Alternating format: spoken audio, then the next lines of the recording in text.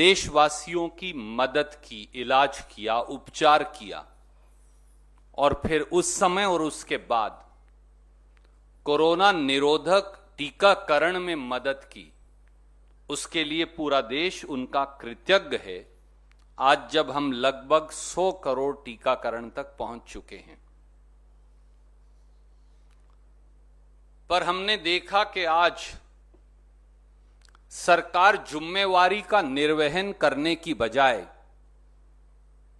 प्रधानमंत्री माननीय नरेंद्र मोदी जी और उनकी सरकार एक बार फिर प्रपंच और स्वांग कर खुद की पीठ थपथपाने में लगी है। पर मोदी सरकार जान ले कि जश्न मनाने से जख्म नहीं भर जाएंगे। मैं फिर दोहराता हूं, मोदी सरकार ये जान ले कि झूठा जश्न मनाने से जख्म नहीं भर जाएंगे। मोदी सरकार के निकम्मेपन, आपराधिक लापरवाही और कोरोना टीकाकरण की नीतियां बार बार बदल देशवासियों की जान जोखिम में डालने के लिए जवाबदेही मांगने और सुनिश्चित करने का समय आ गया है। देश 139 करोड़ देशवासियों की ओर से आज भारतीय राष्ट्रीय कांग्रेस के मंच से मैं कहूंगा कि प्रधानमंत्री माननीय नरेंद्र मोदी जी और भाजपा की सरकार देश को महत्वपूर्ण पहलुओं पर जवाब दे। पहला,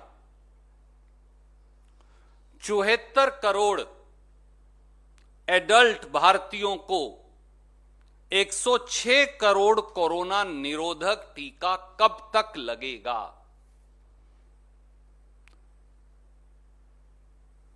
By which date will 74 crore adult Indians be administered 106 crore corona injections और वैक्सीन्स? ये मैं कैसे निकाल कर लाया हूं आपको बताऊंगा। देश की कुल जनसंख्या 139 करोड़ आज है। उसमें से 93 करोड़ लोग 65 साल से कम के वयस्क हैं, एडल्ट्स हैं, और लगभग 10 करोड़ लोग 65 साल से अधिक के हैं। तो 103 करोड़ लोग एडल्ट्स हैं। सरकार के आज के आंकड़ों के मुताबिक इन 103 करोड़ में से 29 करोड़ लोगों को दोनों टीके कोरोना के लग चुके हैं। यह लगभग 20.60% या 21% बनती है। 29 करोड़ लोगों को दोनों टीके लगाएं तो 58 करोड़ टीके बन जाते हैं। तो 100 करोड़ में से 58 निकालिए तो बाकी 42 करोड़ लोगों को एक टीका लगा है। 29 करोड़ को दोनों टीके यानी 58 करोड़ टीके, बाकी 42 करोड़ बचे तो उन्हें एक टीका। इसका मतलब यह हुआ कि 103 करोड़ में से 32 करोड़ एडल्ट्स ऐसे हैं जिन्हें एक भी टीका आज तक नहीं लगा। Because the total of 29 crore and 42 crore is only 74 crore. So 32 crore adults ऐसे हैं जिन्हें एक टीका भी नहीं लगा और 42 करोड़ एडल्ट्स ऐसे हैं जिन्हें एक टीका लगा है। And we all know one corona vaccine is not enough to protect you from the disease. It is still lurking in the shadows. 31 दिसंबर 2021 तक मोदी जी ने कहा है कि सब वयस्क यानी एडल्ट पॉपुलेशन को दोनों टीके लग जाएंगे। तो 70 दिन आज बचे। 70 दिन में उन्हें 32 करोड़ लोगों को 2 टीके और 42 करोड़ लोगों को एक टीका यानी 106 करोड़ टीके और लगाने। अब अगर मैं इनकी एवरेज बताऊं आपको तो उन्हें हर रोज 151 लाख कोरोना वैक्सीन लगाने चाहिए। पर पिछले 6 दिन की अगर आप एवरेज देखें 16 अक्टूबर से 21 अक्टूबर की, तो वो एवरेज है 39 लाख प्रतिदिन। लगने चाहिए 151 लाख कोरोना वैक्सीन प्रतिदिन, लग रहे हैं 39 लाख। तो मोदी जी ये भी बता दें, पीठ थपथपाने के साथ साथ स्वास्थ्य मंत्री भी बता दें कि 70 दिन में 106 करोड़ टीके कब और कैसे लगाएंगे, देश जानना चाहता है। नंबर 2, दुनिया में दोनों टीके अपनी जनसंख्या को लगाने की औसत में, परसेंटेज में भारत 20 देशों में 19वें स्थान पर है।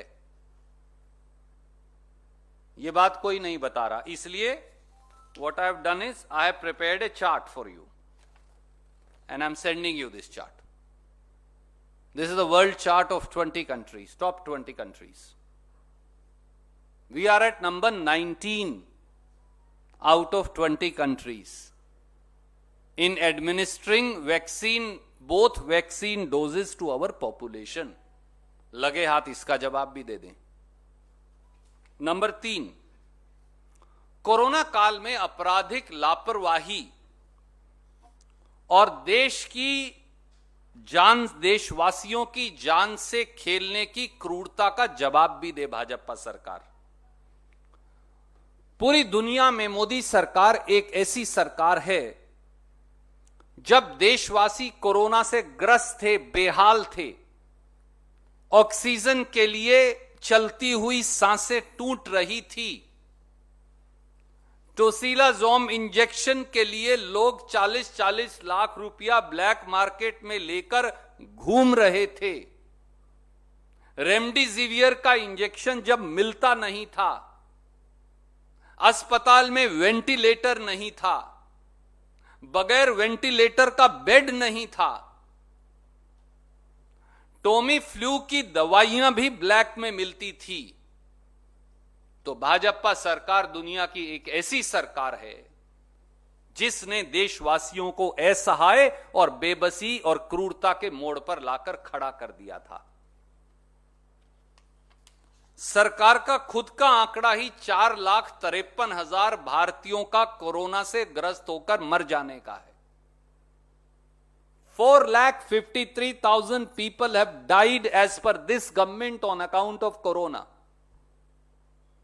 और जितने निष्पक्ष सर्वे हैं पूरी दुनिया के, उसके मुताबिक 40 लाख से 65 लाख लोगों के बीच में मृत्यु हुई। तभी गंगा मैया के किनारों और तटों से लेकर और गुजरात के शमशानों तक केवल शव ही शव नजर आते थे। क्या आज समय नहीं आ गया है कि देश की भारतीय जनता पार्टी सरकार से यह कहा जाए कि एक निष्पक्ष कोरोना जांच कमीशन का गठन हो, जो मोदी सरकार की राजनीतिक सफेदपोशों और अधिकारियों दोनों की आपराधिक लापरवाही की जांच करे, भविष्य के स्वास्थ्य के ढांचे के निर्माण के बारे में रचनात्मक सुझाव दे और कोरोना से हुई हर मृत्यु का दोबारा सर्वे कर संपूर्ण मुआवजा दे, जिस जिम्मेवारी से वो कन्नी काट रहे हैं सालों से। अब लगभग 1 साल से सुप्रीम कोर्ट में मामला विचाराधीन है। चौथा पहलू, पेट्रोल डीजल गैस की आसमान छूती कीमतें बनाम मुफ्त टीकाकरण।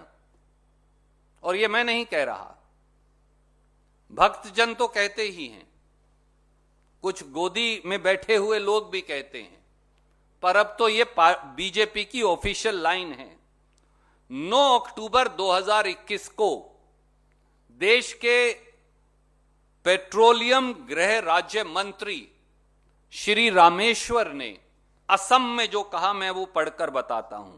And I quote, he said, ईंधन की कीमतें अधिक नहीं हैं, लेकिन इसमें टैक्स शामिल है।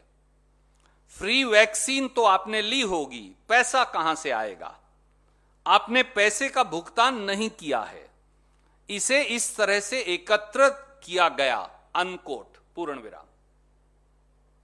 ये भारत सरकार की ऑफिशियल पॉलिसी है। वो कहते हैं कि जो डीजल, गैस और पेट्रोल की कीमतें हैं ये इसलिए हैं कि आपने वैक्सीन देशवासियों मुफ्त में लिया। तो आज आपके माध्यम से मैं देशवासियों को इसका भी खुलासा करूंगा। मार्च 2020 से आज तक, यानी कोरोना काल में ही, प्रधानमंत्री मोदी जी और उनकी सरकार ने 13 रुपया लीटर पेट्रोल की कीमत बढ़ाई और 16 रुपया लीटर डीजल की कीमत बढ़ाई और 305 रुपया गैस सिलेंडर की कीमत बढ़ाई। यह पिछले कोरोना काल से आज तक, केवल ये मार्च 2020 से आज तक का आंकड़ा है। 13 रुपया पेट्रोल, 16 रुपया डीजल, 305 रुपया गैस। अब देखिए कि टीके की कीमत कितनी है। 103 करोड़ वयस्क अगर हैं और उनमें से सब कईयों ने पैसे देके लगाया था, पर मान लीजिए किसी ने नहीं लगाया, तो 103 करोड़ को अगर आप 200 रुपया प्रति टीका से गुना करें तो कीमत आती है 20,600 करोड़। तो ज्यादा से ज्यादा जो पैसा खर्चा वो 20,600 करोड़, वो भी तब जब सबको लग जाएगा। वो तो आज तक खर्च भी नहीं हुआ, पर मान लीजिए।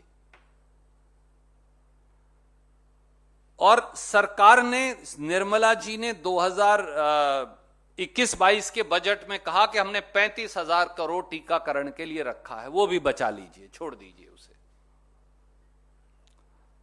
2019-20 में आरटीआई के जवाब में आया है कि मोदी सरकार ने केवल पेट्रोल और डीजल, गैस भी छोड़ दीजिए, उससे कमाया था 2,88,314 करोड़। ये मैं डेटा भेज रहा हूं।